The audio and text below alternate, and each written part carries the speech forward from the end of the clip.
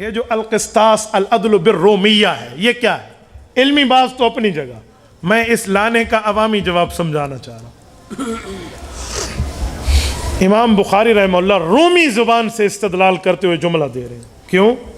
رومی کا کیا؟ ہمارا تو لیے قرآن اترا ہے، وہ تو عربی ہے، آپ رومی زبان پر پہنچ گئے ہیں، وجہ کیا بات ہے؟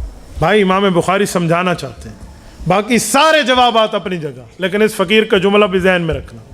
رومی زبان ان دور میں رومی کون ہوتے تھے؟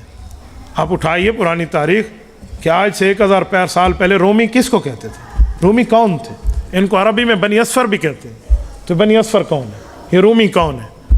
موجودہ دور کے انگریزوں کو رومی کہتے تھے اس زمانے میں، یہ رومی ہوتے تھے انگریز۔ جرمنی کو بھی روم کہتے ہیں، غلبت الروم کو غلبت البون کے ساتھ ہم اس کی تشریح کرتے ہیں۔ تو یہ جو ہے، تو امام بخاری پھر انگریزوں کی بات کیوں لائے ہیں؟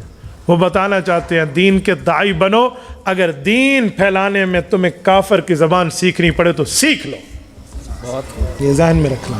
العدل بالرومیہ کا ایسے مذاق نہیں ہے۔ امام بخاری عربی زبان دوسرے مذہب والوں کی زبان میں سمجھانے کی ترغیب دیتے ہوئے غیر مذہب کی زبان لائے، یہ العدل بالرومیہ۔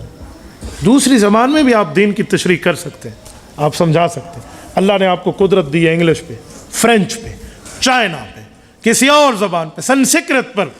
آپ دنیا کی ایسی زبان جہاں تک لوگوں تک اگر دین کا پیغام نہیں گیا، جیسے ہمارے دعوت و تبلیغ والے دنیا میں چل پھر کے اللہ کی دعوت کو اور اللہ کے نبی کے پیغام کو پھیلا رہے ہیں، تو تمہیں اگر کسی اور زبان کو سیکھ کر دین سمجھانا پڑے تو پھر تمہیں ہچکچاہٹ اور الجھن کا شکار نہیں ہونا چاہیے۔ یہ العدل بالرومیہ سے آپ کو اور مجھے سبق ہے۔